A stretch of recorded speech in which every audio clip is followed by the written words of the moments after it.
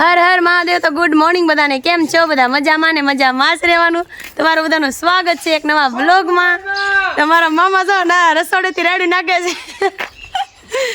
તુલસી બેન ને મારા એના શું કહેવાય એના મામા જો કાટલે બેસી ગયા છે. મારા પપ્પા અહીંયા શું કહેવાય લાદી લગાડી છે ને ટાઈ લગાડી છે ના પાણી પાવા માંડ્યા છે, કામ કરવા માંડ્યા છે. અમે તો કાંઈ નથી કરતા, ચાર થઈને રેડી થઈને બ્લોગ ઉતારવા માંડ્યા છીએ. અમારે કાંઈ ધંધો છે નહીં, મતલબમાં ખાલી તૈયાર થયા છીએ, કાલના કપડાં છે હજી તો. નાવા ધોવાનું બાકી છે, એમનું ગુડ મોર્નિંગ કહી દીધું છે. પછી હાલો તો હવે વિડીયોમાં બનાવી રહેજો કન્ટિન્યુ. અમે તાવદીમાં નાહી ધોઈ નાખીને ફ્રેશ થઈ જાય. અમે નાહી ધોઈને ફ્રેશ થઈ ગયા છીએ અને અહીંયા શું કહેવાય મારા મમ્મીની નારે બેસી ગયા ઘડીક. પછી જમવા બમવાનું બનાવવાનું છે. પછી જમવા બમવાનું બનાવીને પછી બધા જમી લઈએ. ત્યાં સુધી વિડીયોમાં કન્ટિન્યુ રહેજો. જમી લીધું છે પપ્પા? હા, બધું જમી લીધું. આપણે જમવા જવું છે ને મમ્મી? હાલો.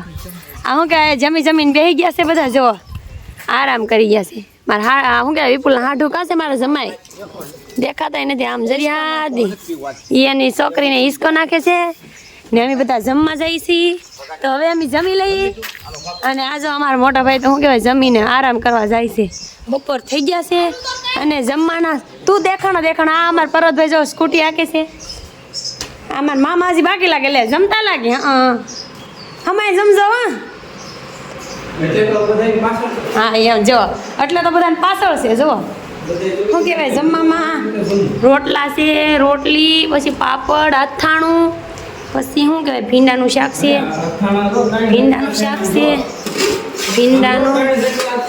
હા સલાડ પણ છે. જો સલાડ છે, પછી શું કહેવાય ભીંડાનું શાક છે. સાઈઝ ક્યાં ગઈ? આ બરણીમાં સાઈઝ છે. જો સાઈઝ પણ છે. તો હવે ફાઇનલી અમે જમી લઈએ, ત્યાં સુધી કન્ટિન્યુ વિડીયોમાં બનાવી જોઈ શકો છો. મારા બેન અને મારા જમાઈ જાય છે હવે ઘરે. માયરા બાય બાય બેટા. ટાટા માસી કે દે ટાટા. બાય બાય આવજો. ટાટા કે દે. Bye bye. ટાટા. ઘરે જાવું છે? હા કે ઘરે જાવું છે. મારો દીકરો આવી જાય. હા અમારા માયરા બેન જો ઘરે ભાગ્યા છે. આ જો અમારે જમાઈ ગાડી લઈને આવે એક્ટિવા. જો જાય અમારા બેન ને જાય છે બધા. જો એ તો હરખાઈ ગઈ છે ને પપ્પા જવામાં. જો કેવું કરશે. જો એને પપ્પાને કઈ તેડો એમ કે છે. તો હવે જાય છે મારી દીકરી અને તુલ માયરાના પપ્પા. તુલસી જોવે છે. જો જાવ આપણે પછી જાવું. હો જો bye bye Myra. Bye bye. આવજો. જો બેન ભાગ્યા છે.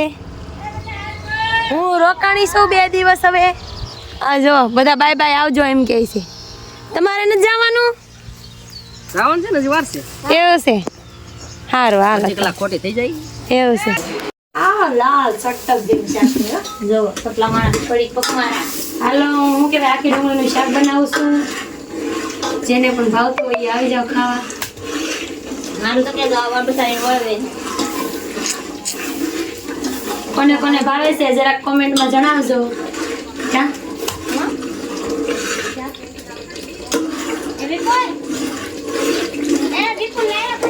અમારા બેબીનું હોઈ ગયું છે. જો કેવી હોઈ ગયું.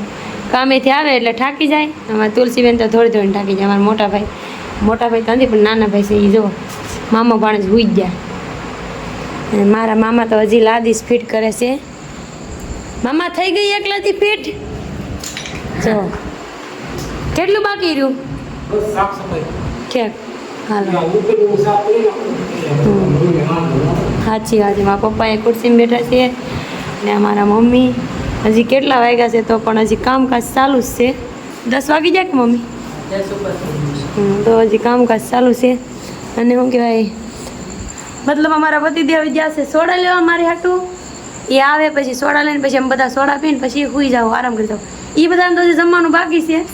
બાકી અમે બધા જમી લીધા છે. કામ મમ્મી?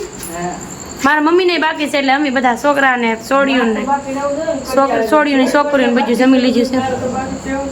અને એ 3 બાકી છે. મારા પપ્પામાં મમ્મી ને એક મારા મામા છે. એ જે કડિયા છે એ ખુદ મારા મમ્મીના માસીનો છોકરો છે. કામ એટલે લાદીને સ્ટાઇલ કરે છે. સ્ટાઇલ મતલબમાં જે કોઈને ઓર્ડર દેવો હોય એને દેજો, બહુ મસ્ત કરે છે. અને મારા મમ્મીની ઘરે જ કરે છે, અમારા ઘેર તો નહીં, અમારા ઘેર તો શું હોય, અમારા ઘેર નળીવાળા મકાન છે. એમાં મમ્મી ઊભા છે જો. અને શું હવે તો હા એટલું આ ઓસરીમાં હજી બધું બાકી જ છે, ખાલી 2 રૂમમાં હજી કરી નાખી છે, હેઠે નીચે બાકી છે. નીચે કાલ નીચે કાલ ને ક્યાં અહીંયા છે, હજી તો અહીંયા બધા કરશે બધે, પછી નીચે કામ વિપુલ જશે સોડા લેવા, એ આવે પછી સોડા પીને મને એવું લાગે છે ગાડીનો અવાજ આવી આવતા લાગે. અને શું કહેવાય સોડા લાવે એટલે સોડા પી લઈ. અને તમારે બધાને પીવું હોય તો એ આવજો. જો મારા પદદેવ આવી જશે, સોડા લઈને આવી ગયા છે જો મારે હાટું. ગાડી મૂકે છે. એ આજે ભાવનગર જવાના હતા તો ગયા નથી, રોકાઈ ગયા છે એના સાસુને ઘેરે.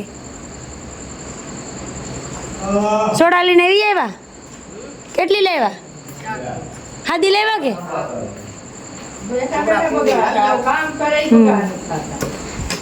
તો હવે અમે શું કહેવાય મતલબ સોડા પી લઈએ કાપત દેવ.